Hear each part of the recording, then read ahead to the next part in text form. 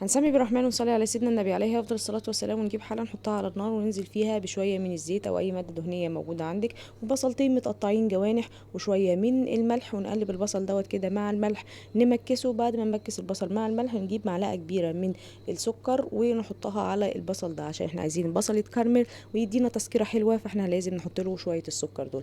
نقلب بقى في البصل مع الملح والسكر والزيت، نقلب نقلب لما البصل يدبل معايا وكميته تقل زي ما احنا شايفين كده. بصوا الكميه بقت قليله خالص ازاي، والبصل دبلان حلو جدا. هنفضل بقى نستمر في التقليب شويه بشويه، مش هياخد معانا وقت كتير لحد ما يتحول للدرجه الحلوه ديت، دبل خالص وابتدى يتكرمل معانا ويصفر كده. قلبي برضو لحد لما نوصل للمرحله اللي احنا هنشوفها دلوقتي. ايوه هي دي، بص المرحله دي زي الفل كده، خد لون اصفر وجميل. خلاص على كده احنا ماشيين تمام. مش عايزين نغمق عن كده عشان الطبخه بتاعتنا ما تغمقش. ونجيب بقى بعد كده معلقه ونص من الدقيق ونحطها على البصل دوت، ونبتدي نقلب الدقيق مع البصل ونشوحه معاه كويس جدا لحد ما تختفي كل اثر للدقيق مع البصل. ننزل بعد كده لو عندنا شوربه يبقى خير وبركه، ما عندناش شوربه فننزل عليه بميه مغليه من الغلايه معاها مكعب ورق ولا مكعبين مرق، هيدينا نفس النتيجه بتاعه الشوربه وهتبقى الدنيا زي الفل.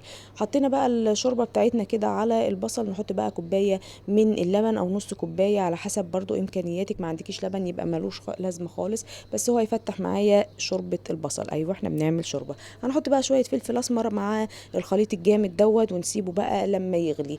دخلنا كده مرحله الغليان، فكده الشوربه بتاعتنا بقت جاهزه وجميله جدا. انا قلت لك كل وظيفه اللبن انه بيفتح معايا الشوربه شويه كمان، وكمان بيديها طعم حلو.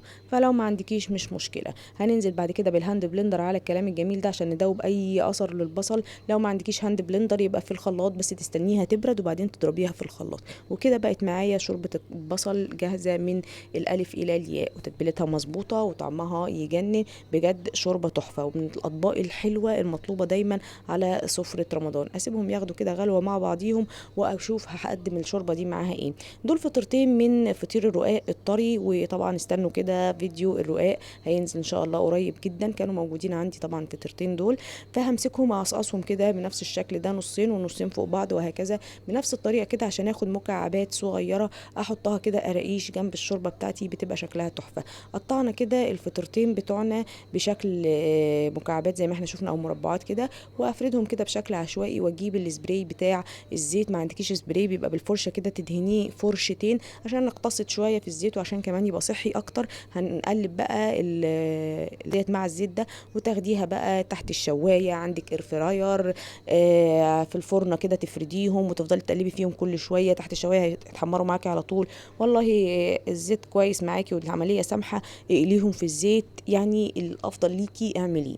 لو هتقليهم في الزيت فصفيهم كويس قوي على مناديل. بعد ما خرجتهم بحط لهم شويه من التوابل، اي توابل عندك موجوده من اللي بنحطها للبطاطس، ونقلبهم فيها كده، ونبقى نغرف بعد كده الشوربه بتاعتنا مع القراقيش الجامده ديت، وبقى معايا احلى طبق شوربه بصل. حاجه كده تحفه، احلى بجد طبق شوربه بصل ممكن تعمليه. سهل وسريع ولذيذ، ويتعمل قبل المغرب دقايق، ونقدر نستغنى عن القراقيش ديت لو مش متوفر عندك. وبجد من الشوربات اللذيذه. دايما فطار رمضان لازم يبقى فيه طبق الشوربه كده اللي يدفي، بجد تحفه، بيعلي المود وجنان. فلازم كده نبتكر في الشوربات بتاعتنا ونقدمها بطريقه مختلفه وبأطعمه مختلفه. فدي معانا النهارده اول شوربه، شوربه البصل. ممكن اخد كده واحده من القراقيش ديت واكسرها وازين بيها الوش لو مش عندي الخضره اللي انا حطيتها من شويه. طبعا بقى لايك ومتابعه والكلام الحلو الجميل اللي بنقوله كل فيديو دوت. واستنوا طبعا الفيديوهات الجايه كتير، عندنا فيديوهات كتير لرمضان حلوه قوي. تابعوني واستنوني واقول لكم سلام، وما تنسونوش في اللايك والمتابعه والدعوه الحلوه. مع السلامه.